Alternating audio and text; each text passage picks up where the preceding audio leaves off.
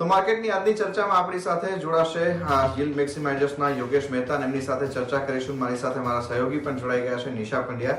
તો આજની ચર્ચાની શરૂઆત કરીશું. યોગેશ, પહેલા તો એક મોટું પાસું એ સમજવા માંગીશું કે એક સતત આપણે જે પ્રમાણેની એક મજબૂતી તરફનો ટ્રેન્ડ આવતો જોઈ રહ્યા છે, એમાં એક મોટું પોઝિટિવ પાસું હવે અમેરિકાના બોન્ડ યીલ્ડનું પણ જોડાતું દેખાયું છે. શું ઓવરઓલ પર્સપેક્ટિવ આપનો બની રહ્યો છે? ગ્લોબલ માર્કેટની મજબૂતીનો સપોર્ટ હજુ આપણને કેટલો મળતો દેખાશે? Good morning Vikram.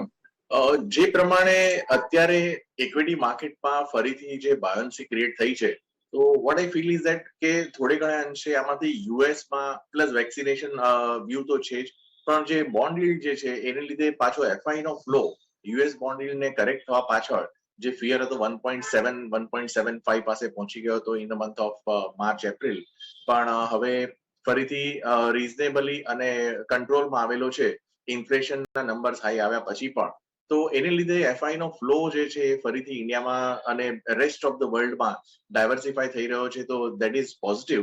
And I think જે પ્રમાણેના ત્યાં આંકડા આવે છે અનએમ્પ્લોયમેન્ટના, સેલ્સના, હોમ સેલ્સ હોય કે રિટેલ સેલ્સ હોય કે જોબના આંકડા છે, તો એ બધા અત્યારે તો ઘણા એન્કરેજિંગ છે.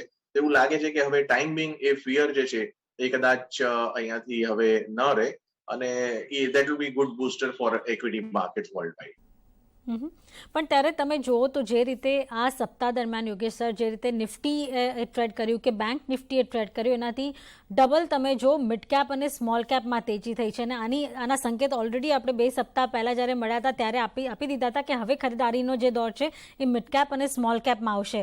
હજુ પણ તમે એટલા જ બોલિશ છો મિડ કેપ અને સ્મોલ કેપ પર? Thanks Nisha for highlighting that. આપણે ઘણું બધું કન્વર્સેશન કરી રહ્યા છે, એટલે વન ઓફ ધોઝ કે જ્યારે મને એવું લાગતું હતું કે મિડ કેપ અને સ્મોલ કેપ અત્યારે હવે અંડર વેલ્યુડ જે એમના ટેરિટરીમાં છે, તો ક્વોલિટી મિડ કેપ્સ કંપનીઝ જે છે એમાં સારો ફ્લેર મળી શકશે. પણ આટલા શોર્ટ ડ્યુરેશનમાં આટલો સારો રનઅપ આવશે એ નહોતું ધાર્યું, પણ overall fundamentally I was very bullish. પણ એની વિચ વે સારો રનઅપ મળ્યો છે, ઇન્વેસ્ટર્સને પણ સારી, જો એમને લીધું હશે તો સારા એમના રિટર્ન્સ હશે. What I would say that હજી પણ અહીંયાથી સમજો આપણે કોઈ પણ ગ્લોબલ પર્સપેક્ટિવ વાત કરીએ કે અનઆઇડેન્ટિફાઈડ કોઈ પણ આસમાની સુલતાની થઈ જાય તો ઇક્વિટી માર્કેટ્સમાં તો એ એક જ ડર છે, જેમ વેક્સિનેશન આવી ગયું પેન્ડેમિક, એવી રીતે જેમ COVID-19 આવી ગયું પેન્ડેમિકમાં, તો એ પ્રમાણેની સિચ્યુએશન છે. એને બાદ કરતા માર્કેટમાં અહીંયાથી જે બી કરેક્શન આવશે બહુ હેલ્ધી રહેશે. અને મિડકેપમાં જો આપણે વિચાર કરીએ તો ભલે રનઅપ આવી ગયો છે, પણ સ્મોલ કેપ ઇન્ડેક્સ અને મિડ કેપ ઇન્ડેક્સને કમ્પેરિઝન લાર્જ કેપનું જે અત્યારે વેલ્યુએશન વાઇઝ જે કમ્પેરિઝન આપણે હિસ્ટોરિકલ જોઈએ તો એના ગ્રાફ પર જ્યારે જાન્યુઆરી 2018માં મિડ કેપ માટેનું જે કેટેગરાઇઝેશનનો આવ્યો હતો અને એ જે વાવાઝોડું આવ્યું એમાં એ સુનામી આવી, એમાં મિડ કેપ્સ ધોવાઈ ગયા હતા. પણ હવે એ વેલ્યુએશન હતું ત્યારનું, એ વેલ્યુએશન અત્યારે ફરીથી ટચ કરે છે બંનેના જે લાર્જ કેપ અને મિડ કેપના સેક્ટરના જે વેલ્યુએશન ગેપ હતા એમાં વચ્ચે ડીપ ડિસ્કાઉન્ટમાં 50% કરતા પણ વધારે ગયું હતું. I mean P multiple. જ્યારે લાર્જ કેપ તમને 30 પી મલ્ટિપલ મળે છે અને મિડ કેપ તમને 20 પી મલ્ટિપલ પર મળે છે, તો nothing like it. So right now બંને લગભગ ઓલમોસ્ટ કન્જન કરી રહ્યા છે એકબીજાને અને એકબીજાની પેરેલલ આવી ગયા છે. તો અહીંયાથી ફરીથી એક કદાચ થોડો વખત કન્સોલિડેશન થાય, પણ જે કંપનીઝના આઉટકમ આવી રહ્યા છે, જે પ્રમાણે ઇન્ટરેસ્ટ રેટ સિનેરિયો છે, ડિમાન્ડ સિનેરિયો છે, એ બધું જોતા એવું લાગે છે કે ઇન્ડિવિજ્યુઅલ કંપનીઝ અહીંયાથી ઘણું બધું પ્રોસ્પેક્ટ સારા બ્રાઇટ છે. તો એ વેલ્યુએશનમાં હજી પણ પ્રીમિયમ થવાની ઘણી જગ્યા છે, અને પ્રોબેબલી મિડ કેપ અને small cap would be the segment કે કદાચ જો કરેક્શન આવે તો ફરીથી એમાં જ રહેવું જોઈએ. We will have better days till December 2021. તો ત્યાં સુધીમાં આ કંપનીઝના જે આંકડાઓ આવશે ઇન્ડિવિજ્યુઅલ ડિફરન્ટ સેક્ટરના, જેમ કે પીએલઆઈ સ્કીમ છે, ફાર્મા કંપનીઝ છે, અને એફએમસીજી કંપનીઝ જે છે, અને એ બધી કંપનીઝમાં અહીંયાથી, અને મિડ કેપ જે મેટલ કંપનીઝ બધી આવે છે, તો એ બધામાં અહીંયાથી ઘણો બધો રનઅપ સારો જોવા મળશે. ઓકે, આ એક પર્સપેક્ટિવ છે. અને સર સાથે એક બીજું પાસું પણ અહીંયા સમજવા માંગીશું કે આ આખી જે આપણને આ વખતની માર્કેટની રેલી આવતી જોવા મળી છે, એમાં તમે જુઓ કે બેન્કિંગ અને ફાઇનાન્શિયલ તરફથી કોઈ પણ પ્રકારનો એક પોટેન્શિયલ આપણે જે પાર્ટિસિપેશન જોઈએ એ આવતું જ નથી દેખાયું. તો આને કેવી રીતના સમજવું જોઈએ? કારણ કે હું આ એક તબક્કો એ રીતના સમજવા માંગીશ કે આપણે જો નિફ્ટીને આપણે લાઈફ ટાઈમ હાઈ ઉપર કન્ટિન્યુઅસ 2 સપ્તાહથી જોઈ રહ્યા છે, આ બીજું સપ્તાહ આપણે જોઈશું, અને એની સામે જે 37,000ના આપણને લેવલ્સ હાઈ લેવલ બનતા દેખાયા હતા બેંક નિફ્ટીના, એની સામે આપણે જોઈએ તો એ હજુ આપણને 35,000 36,000ની આસપાસના લેવલ્સમાં દેખાઈ રહ્યો છે. મેજર અંડર પરફોર્મન્સ આખું આ જે બેન્કિંગ અને ફાઇનાન્શિયલ્સનું આવી રહ્યું છે એને આપ કેવી રીતના જોઈ રહ્યા છો? કારણ કે યુઝ્યુઅલી આપણે જોઈએ તો આટલો મોટો ગેપ આ બંને ઇન્ડાઇસીસ વચ્ચે રહેતો નથી હોતો. રાઈટ વિક્રમ, આ વખતે થોડી સિચ્યુએશન થોડી અલગ છે, કારણ કે જે પ્રમાણે સેકન્ડ વેવ આવ્યો ત્યારે ફરીથી એવું લાગતું હતું કે અહીંયાથી કદાચ એનપીએ લેવલ્સ, રિકવરી લેવલ્સ એ બધા કંપનીઝના એટલે એનબીએફસીઝ અને લોન રીપેમેન્ટના જે આંકડા છે એ કદાચ ફેવરમાં ન રહે. તો હવે જે પેન્ડેમિક ધ સેકન્ડ વેવ પછીનું જે સિચ્યુએશન આવશે એની માટે થોડું ઇન્વેસ્ટર્સ અલર્ટ રહેવા માંગે છે કે ફાઇનાન્શિયલ સેક્ટર જે છે એ વધારે સૌથી પહેલા એમાં જ ડાયરેક્ટલી કોરિલેશન આવી જાય છે ઇકોનોમી સાથે, તો કદાચ એને લીધે હોઈ શકે. સેકન્ડલી, પ્રાઇવેટ સેક્ટર બેંક્સ જે છે એ લોકો અત્યારે વોર્નિંગ ઇસ્યુ કરી છે કે અમને લોકોને એવું લાગે છે કે અમારો સેકન્ડ અને થર્ડ ક્વાર્ટરમાં ગ્રોથ ઓછો રહેશે. તો જ્યારે આપણે બેંક નિફ્ટી જોઈએ તો એનું વેટેજ જે છે આ સેક્ટરમાં સૌથી વધારે છે. જેમ કે નંબર 1 હાઈએસ્ટ જોઈએ તો એચડીએફસી બેંક છે, અને જે 4 બેંક જે પ્રાઇવેટ સેક્ટરની આવે છે એમાં સૌથી વધારે હાઈએસ્ટ વેટેજ થયા છે, મોર દેન 60%. તો જ્યાં સુધી એ કોટક બેંક આપણે જોઈ રહ્યા છે કે જે કન્સલ્ટેશન થઈ રહ્યો છે 1700-1800 ની વચ્ચે, we have not seen any further spark from there. જે Q1 Q2 રિઝલ્ટ લાસ્ટ યરનું એની પછીનો સ્પાર્ક જોવા નથી મળ્યો, તો એ કન્સલ્ટેશન થઈ રહ્યું છે. તો ઓવરઓલ જે ઇન્ડાઇસીસમાં જે આપણે કહીએ કે જે એને ઇન્ડાઇસીસ સેક્ટર વેટેજ જે છે ઇન્ડિવિજ્યુઅલ કંપનીઝની, એની લીધે આપણને અંડર પરફોર્મન્સ દેખાઈ રહ્યું છે. પણ અધરવાઇઝ નિશાએ જેમ યાદ કર્યું મિડ કેપ માટે, તો હું એમાં હજી પણ યાદ કરાવીશ કે પીએસયુ બેંક પણ કહ્યું હતું કે અહીંયાથી હવે જે વેલ્યુએશન ગેપ જે છે એ તો ઘણો વધારે હતો, પણ જે વેલ્યુમાં મળી રહ્યા હતા પીએસયુ બેંક અંડર વેલ્યુડ તરીકે ગણીએ, આપણને ડીપ ડિસ્કાઉન્ટ ગણીએ, તો એ બધા અહીંયાથી સારું એવું રિટર્ન આપ્યું છે. So comparing indices to indices is very much valid. પણ મને લાગે છે કે જો એચડીએફસીઝ ઓફ ધ વર્લ્ડ અને જે ટોપ 4-5 સેક્ટર ઓફ ધ કંપનીઝ જે છે વેટેજ વાળી, એ નહીં અહીંયાથી વધે તો આપણને કદાચ અંડર પરફોર્મન્સ કન્ટિન્યુ દેખાશે. પણ એનબીએફસીઝમાં હું કહીશ કે હજી પણ જે બધી માઇક્રો ફાઇનાન્સ કંપનીઝ જે છે ઓર એનબીએફસી લેન્ડિંગ કંપનીઝ જે છે એમાં ઘણું બધું મને લાગે છે કે they are also under valued, available at almost 1.5 times price to બુકની રેન્જમાં જે મળે છે એ અહીંયાથી, અને એના એનપીએ લેવલ જે છે અને રિકવરી લેવલ જે છે ઘણા બધા જો ફેવરમાં હોય તો ત્યાં આગળ અહીંયાથી મને એવું લાગે છે કે ફરીથી અહીંયાથી વધવાની ઘણી મોટી એમાં સ્કોપ છે. પણ ઇન્વેસ્ટરે એને માટે ટાઈમ આપવો પડશે. ફોર એક્ઝામ્પલ, જે બજાજ ફાઇનાન્સનું આપણે જોયું કે જે પ્રમાણે Q4 સુધીના નંબર્સ છે ઘણા ફેન્ટાસ્ટિક રહ્યા, રિકવરી સારી રહી, એમનો AUM ગ્રોથ જે છે એમણે ભલે એની સાથે કોમ્પ્રોમાઇઝ કર્યું, પણ that is positive for the company કે ફક્ત AUM ગ્રોથ ન જોતા ક્વોલિટી પર ફોકસ કરી અને પ્રોવિઝન્સ વધારીને એમણે જે બુકને મેનેજ રાખી છે ક્વોલિટી સાથેની, એ ઘણી કમેન્ડેબલ છે. હવે જ્યારે બજાજ ફાઇનાન્સે જ્યારે 3 દિવસ પહેલા એમ કહ્યું કે અમને એવું લાગે છે કે અહીંયાથી કદાચ અમારો કોસ્ટ ઓફ ક્રેડિટ જે છે એ થોડી અહીંયાથી વધી જશે ને એની લીધે મારા પ્રોફિટ નંબર્સ પર કદાચ અસર આવે Q1 કરંટ યર ને Q2 સુધીમાં, પેલા 6 મહિનામાં 21-22 ના, તો એને લીધે થોડું ત્યાં આગળ ડિસઅપોઇન્ટિંગ સેન્ટિમેન્ટ ડિસઅપોઇન્ટ થઈ ગયું હતું. પણ ફરીથી જે રિકવરી ફેઝમાં આપણે આવી ગયા છે COVID-19 ના સેકન્ડ વેવ પછી, તો એ ઘણો કોન્ફિડન્સ સેટ કરી રહ્યો છે ઇકોનોમીમાં, અને એને લીધે એવું લાગે છે કે જે ક્વોલિટી કંપનીઝ જે છે, જેમ HDFC bank is a leader in banking, HDFC limited is a leader in housing finance landing business, એવી જ રીતે બજાજ ફાઇનાન્સ જે છે માઇક્રો ફાઇનાન્સ પ્લસ એના ક્રેડિટ કાર્ડ અને બીજા બધા પર્સનલ લોન માં એમાં એ નંબર 1 છે, લીડર છે. તો મને એવું લાગે છે કે અહીંયાથી કદાચ નવા હાઈ જે ઓલરેડી બની ગયા છે, પણ આ નવા હાઈને સરપ્રાઈઝ કરીને હજી પણ ઘણા નવા હાઈ આગળ નીકળી શકે છે. તો there are quite few possible runner as a investment. તો અહીંયાથી ઘણો બધો સ્કોપ સારો છે અને એનબીએફસીસ ના દિવસો બી સારા આવશે જ. પણ ત્યારે તમે જો આ સપ્તાહ દરમિયાન જે લીડિંગ પોઝિશનમાં આવ્યો એ રિલાયન્સનું કાઉન્ટર છે. તમે જો એણે જે કમબેક કર્યું છે અને 2200ના લેવલ પણ પાર કર્યા, એને લીધે પણ તમે જોયું હશે નિફ્ટીને ઘણો ટેકો મળ્યો. અને હવે આવનાર દિવસોમાં 24 તારીખે આપણે એજીએમ પણ જોવાના છે. શું અપેક્ષા રાખો છો અને આ સ્ટોકની ચાલ તમને કેવી લાગે છે? નિશા, ભાઈ, આ એલિફન્ટ જાયન્ટ જે છે આપણા રિલાયન્સ, એ ઘણીવાર એવું થાય છે કે એ 6 મહિના માટે શાંત થઈ જાય છે અને 6 મહિના માટે એકદમ એગ્રેસિવ થઈ જાય છે. મેં જે પેટર્ન જોઈ હતી પ્રાઇસની, તો એ મને ઘણું બધું એવું એની પ્રાઇસ પેટર્ન એવું બતાવતી હતી કે એકવાર મૂવ આવ્યા પછી એ પાછો એકદમ જ સોમ્બર થઈ જાય છે અને પછી જયારે ફરીથી વધે ત્યારે ફરીથી એટલા જ જોશ સાથે સ્ટોકમાં બાયન્સી જોવા મળે છે. જે પ્રમાણે O2C અને જીઓ પ્લેટફોર્મ્સ અને રિટેલમાં જેમણે ઇન્વેસ્ટમેન્ટ કર્યું છે, તો એટલું તો દેખાય આવે છે કે જે બેલેન્સ શીટ આટલી સ્ટ્રોંગ થઈ ગઈ છે, ડેટ લેવલ 0 થઈ ગયા છે અને એની અસર બેલેન્સ શીટ પર ડેફિનેટલી દેખાશે જ્યારે આપણે YOY કમ્પેર કરશું FY19, 20 over 21, 22, 23. તો ઇન્વેસ્ટર્સને અહીંયાથી આમાં મોટું કોઈ જાતનું ડિસઅપોઇન્ટમેન્ટ નહીં આવે અને કંપની પરફોર્મન્સ કરશે. જે પ્રમાણે માઇગ્રેટ થઈ રહ્યા છે લોકો ઓઇલમાંથી અને જે એમની વાતો ચાલી રહી છે અમુક જે કેમિકલ બિઝનેસમાં અને ઓઇલ એક્સપ્લોરેશન સેક્ટરમાં ડાયવર્સિફિકેશન લાવવા માટે અને થોડું એન્કેશિંગ કરવા માટે, તો એ જે ડીલ થશે એ ઘણી પોઝિટિવ રહેશે. અને મીનવાઇલ જીઓમાં નવું એડિશન અત્યારે સ્લો ડાઉન થઈ ગયું છે, પણ not due to competition, over saturation level હજી આવ્યું નથી, પણ થોડું નજીકમાં આવી જશે.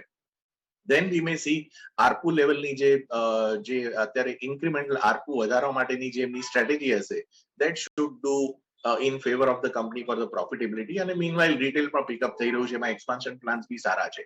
તો જે 2200, I don't know what the price right now, 2225 વચ્ચે કે 2200 અરાઉન્ડ ચાલી રહ્યો છે, તો બોટમ સાઈડમાં 1800 somewhere it should make a good bottom support. અને અપસાઇડ અત્યારે આપણે ઓપન રાખીએ. એજીએમમાં જેમ તમે પૂછ્યું છે, તો એનો હું હવે જવાબ આપીશ કે એજીએમમાં મને લાગે છે કે એ લોકો નવી સ્ટ્રેટેજી રોલ આઉટ માટેની હશે અને જે FY22 માટેના જે પ્લાન્સ છે, 22 પ્લસ 23 માં રિટેલ અને જીઓ પ્લેટફોર્મ્સ માટેના નવા ઇન્વેસ્ટમેન્ટના અને જે એક્સપાન્શન પ્લાન્સ જે છે કેપેક્સ ઓરિએન્ટેડ, એનું વધારે ફોકસ રહેશે. તો આઈ ફીલ જે એજીએમ ડ્રીવન જે અત્યારે માર્કેટમાં ઇવેન્ટ બેઝ કહીએ એક્ટિવિટી, તો that will remain till 24th June. Okay, તો અત્યારે આપને એક પર્સપેક્ટિવ બનતો દેખાઈ રહ્યો છે. સર, સાથે એક બીજું પાસું ખાસ આપણે એ પણ સમજવા માંગીશું કે મિડ કેપ અને સ્મોલ કેપની આપણે જે વાત કરી હતી, એમાં એક મેજર ફેક્ટર આ બધી કંપની માટે થઈને પોઝિટિવ એ બધું દેખાયું હતું કે ઇન્ટરેસ્ટ રેટનું જે રિઝીમ છે એ આપણને ડાઉન સાઇડ ઉપરનું હતું અને આ રિઝીમ કદાચ હજુ પણ આપણને આ એક વર્ષ દરમિયાન યથાવત રહેતું દેખાશે. તો આને જોતા તમને જે રેટ સેન્સિટિવ સેગમેન્ટ એટલે કે ઇન્ફ્રા, રિયલ એસ્ટેટ જેવા સેક્ટર ઉપર આપણે પોઝિટિવિટી દેખાઈ રહી છે, તો કોઈ સ્ટોક પણ જો આ સેક્ટરમાંથી તમે પસંદ કરતા હોય તો? વિક્રમ, જે રેટ સેન્સિટિવ સેક્ટર જે છે અને લોઅર ઇન્ટરેસ્ટ રેટનું જે બેનિફિટ છે, એ ડેફિનેટલી જશે.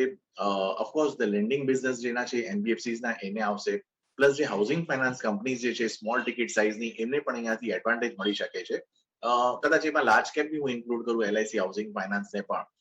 પણ ઓવરઓલ જોતા એવું લાગે છે કે જે પ્રમાણે આધાર હાઉસિંગ છે, હોમ ફર્સ્ટ ફાઇનાન્સ છે, જે લોકોએ અત્યારે એડવાન્સ ડિજિટલ ટેકનોલોજી જે એડપ્ટ કરેલી છે કે તમારે હોમ લોન લેવી હોય, વિક્રમ, તો મેં એવું ડિસ્ક્રિપ્શન અત્યારે મારા માટે તો એકદમ નવું છે કે તમારે હોમ લોન લેવી હોય અને you just apply through your app અને તમને એનું જે અપ્રુવલ છે અને તમારું ડિસ્બર્સમેન્ટ જે છે એ બધું તમને કોન્ટેક્ટલેસ, ફેસલેસ અને એવી રીતે તમને મળી જતું હોય, તો નથિંગ લાઈક ઇટ. જે આપણે 15-20 દિવસ માટેની જે મહેનત કરવી પડે છે, ડોક્યુમેન્ટેશન લાવવા પડે છે અને પછી લોન અપ્રૂવ થાય છે, તો એ જો ગાળો છે આખો ઓછો થઈ ગયો છે. હવે એકદમ ઈઝ થઈ ગયું છે, તમને ઘરે બેઠા લોન મળી શકે છે, પ્રોવાઇડેડ યુ રિક્વાયર ઇટ. તો જે પ્રમાણે આ બધી કંપનીઝ ડિસ્રપ્શન લાવી રહી છે, તો મને જેમ બજાજ ફાઇનાન્સે ડિસ્રપ્શન લાવ્યા ડિજિટલ પ્લેટફોર્મ પર અને અત્યારે લોકો એમાં જ વધારે ફોકસ કરી રહ્યા છે કે નવી સ્ટ્રેટેજી કેવી રીતે બેસાડવી ફરીથી ડિજિટલ પ્લેટફોર્મ અને એનો ટેકનોલોજીનો સપોર્ટ લઈને. તો સિમિલરલી આ બધી કંપનીઝમાં પણ મને લાગે છે કે અહીંયાથી હાઉસિંગ ફાઇનાન્સ કંપનીઝને બહુ સારો બેટર, ભલે એમને NIM સ્પ્રેડ જે છે એમનો ફિક્સ રહેશે, પણ that will cut there cost on other expenses જે છે એ બધા એમના ઘણા કોસ્ટ કંટ્રોલ આવી જશે. સેકન્ડલી, રિયલ એસ્ટેટ સેક્ટર આપણે કહીએ તો અહીંયાથી ડેફિનેટલી એમનું જે લાર્જેસ્ટ ચંક જે છે આઉટગોનો બેલેન્સ શીટમાં એ ઇન્ટરેસ્ટ રેટ છે, પણ છતાં બી હજી કન્ડ્યુસિવ એન્વાયરમેન્ટમાં એમને જે લિમિટેશન્સ છે, બેંક લોન નથી આપતી, તો એમણે હજી પણ ફરીથી પ્રાઇવેટ એક્વિટી કે પછી ઇન્વેસ્ટર્સ પાસેના સોર્સિસથી જ લેવું પડશે અથવા તો ફોરેન પાર્ટનર્સ પાસેથી સોર્સ સિલેક્ટ કરવા પડશે. તો આઈ ડોન્ટ ફોરસી દેટ બહુ મોટો ફરક પડી હશે રિયલ એસ્ટેટ કંપનીઝને અહીંયાથી, પણ ડેફિનેટલી થોડો ઘણો ફરક પડશે. અને આઈ ઓલવેઝ પ્રિફર કે રિયલ એસ્ટેટ કંપનીઝમાં જો ઇન્વેસ્ટમેન્ટ જોવું હોય અને અહીંયાથી એમ લાગે છે કે આ બોટમ સાયકલમાં આવી ગયું છે, જે પ્રમાણે ડિમાન્ડ આપણે માર્ચ સુધીમાં જોઈ કે ફક્ત 2 થી 3% જે એમને સબસિડી પાસ ઓન કરી હતી પ્રોપર્ટી ટેક્સ માટેની અને સ્ટેમ્પ ડ્યુટી માટેની, તો એમાં આટલું આપણને ઇન્ક્રીમેન્ટલ જોવા મળ્યું કે ઇન્વેન્ટરીઝ જે છે ઓલમોસ્ટ બોટમ પર આવી ગઈ છે. તો આઈ ફીલ જે હંમેશા હું કહું છું કે મને રિયલ એસ્ટેટમાં ડેટ ફ્રી કંપનીઝમાં વધારે ઇન્ટરેસ્ટ છે, because they are the one which can prosper in the best of this property cycle. તો Godrej Properties, Oberoi Realties, Prestige Estate, Sobha, તો these are the companies where one should look at.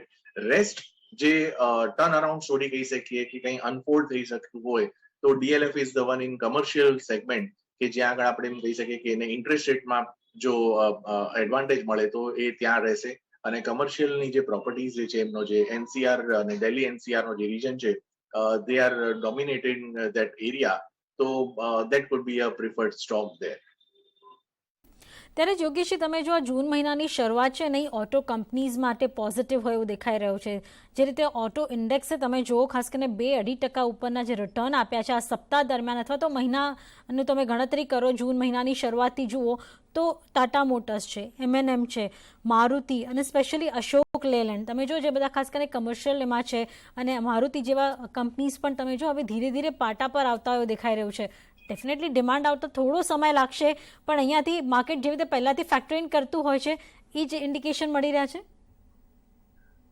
Auto companies માટે હું કહીશ કે મને passenger vehicle કરતા two wheeler અને tractor business જે છે એમાં મને વધારે એવું લાગે છે કે અહીંયાથી થ્રસ્ટ રહેશે આ બિઝનેસમાં. ઓફકોર્સ મોન્સૂન ફેક્ટર જે છે એ રહેશે, અને જેમ રૂરલ ઇન્ડિયા સ્ટોરી જે છે એના પ્રમાણે જોઈએ તો કદાચ જૂન જુલાઈ થોડું ડલ હોઈ શકે મંથ વાઇઝ સેલ્સ, પણ જો અનલોક થીમ આપણે જોઈએ અને પોસ્ટ વેક્સિનેશન સિનેરિયો જોઈએ દિવાળીથી, તો આઈ થિંક નવરાત્રી દિવાળી જે ફેસ્ટિવ સિઝન આવશે ત્યાંથી આપણને સારું પિકઅપ જોવા મળી શકે છે ઓટો સેગમેન્ટમાં, be two wheeler, four passenger vehicle or the tractor.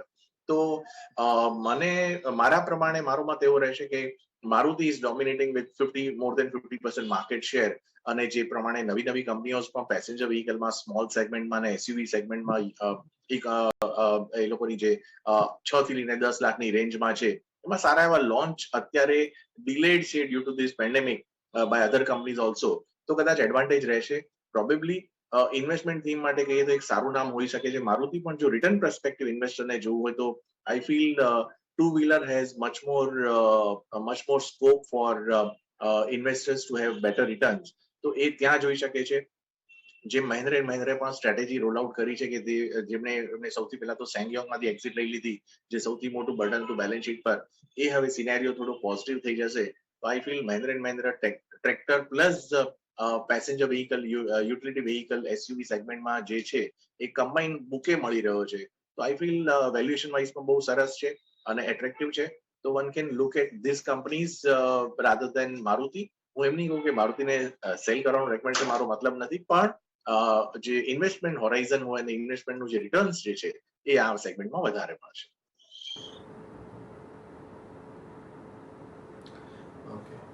એ સાથે જ સર એક બીજો મુદ્દો પણ ખાસ સમજવા માંગીશું કે જે પ્રમાણે અત્યારે આપણે જોઈ રહ્યા છે કે ફરીથી એક વખત જે NBFC સ્પેસ, જેમાં તમે કીધું કે લોઅર ઇન્ટરેસ્ટ રેટના રેજીમનો એક સારો બેનિફિટ થતો પણ દેખાઈ શકશે, પણ એમાં ખાસ કરીને એક પાસું એ સમજવા માંગીશું કે જે આ એગ્રીકલ્ચર લોન સાથે જોડાયેલી કંપનીઝ છે, જેમ કે M&M ફાઇનાન્શિયલ જેવી કંપનીઝ છે, એમના માટે થઈને વધારે સારો પ્રોસ્પેક્ટ દેખાશે, કારણ કે કોસ્ટ ઓફ ફંડ નીચું છે, અને આ ઉપરાંત મોન્સૂનને લઈને અહીંયા એક પ્રોસ્પેક્ટ ઘણા સારા દેખાઈ રહ્યા છે. જો એગ્રી લેન્ડિંગ તરીકે આપણે વાત કરીએ કે NBFCs ને જ્યાં આગળ specially rural phasing landing business છે, તો ત્યાં આગળ જે અત્યારે લાસ્ટ FY19, FY2021માં જેમને લેન્ડિંગ કર્યું છે, પણ NPA લેવલ હજી પણ થોડા હાઈ છે. વચ્ચે એમણે રાઇટ ઇશ્યુથી પણ પૈસા રેઝ કર્યા છે, અને steel they are struggling with balance sheet quality અને NPA નંબર્સ માટે. તો GNPA નંબર્સ જે છે એ મને મહિન્દ્રા ફાઇનાન્સમાં એવું લાગે છે કે થોડા હાઈ છે. એ હજી કંટ્રોલમાં આવતા લગભગ એ લોકોને 2 થી 3 ક્વાર્ટર તો મિનિમમ લાગી જશે. એ બી સબસ્ટેન્શિયલ કંટ્રોલમાં નહીં આવે, સ્લાઇટલી કંટ્રોલમાં આવશે. તો ઇટ વિલ ટેક ટાઈમ. મને લાગે છે કે 140-160 વચ્ચે જો M&M ફાઇનાન્સ છે તો થોડો તમારે વેઇટિંગ પીરિયડ વધી જાય, but I think business wise અહીંયાથી સારો સ્કોપ હોઈ શકે છે કારણ કે રિકવરી પણ એટલી જ એમનું જે લોન રિકવરી છે એ પણ એટલી જ ફાસ્ટ હશે જે પ્રમાણે ફેસ્ટિવ સિઝન આવશે એ પ્રમાણે. તો પ્રોબેબલી કદાચ ઇન્વેસ્ટમેન્ટ માટે તમારે 2 મહિના માટે કદાચ કોન્સોલિડેશન જોવા મળે. પણ અધરવાઇઝ જેમ તમે કહ્યું એમ તો આઈ કમ્પ્લીટલી એગ્રી કે અહીંયાથી એ એનબીએફસી કંપનીઝ જે છે એગ્રી ફેઝિંગ અને રૂરલ ઇન્ડિયા ફેસિંગ, તો ત્યાં આગળ અત્યારે વેલ્યુએશન વાઇઝ કમ્ફર્ટ છે. કદાચ કોન્સોલિડેશન થઈને પછી તમને અહીંયાથી રિટર્ન્સ જોવા મળે, પણ જે સુપર ડુપર નંબર્સ નહીં હોય, ધીરે ધીરે ક્વાર્ટર વાઇઝ અનફોલ્ડ થશે એ પ્રમાણે તમને મળશે. પણ you are at lower end of the એટલે તમે રિસ્ક રિવોર્ડ જુઓ તો રિસ્ક અહીંયાથી તમારું મેજર છે કે ડાઉનસાઇડ રિસ્ક બહુ ઓછું છે અને અપસાઇડ પોટેન્શિયલ ઘણું વધારે છે આ બધી કંપનીઝમાં. ઓકે, તો આ બધા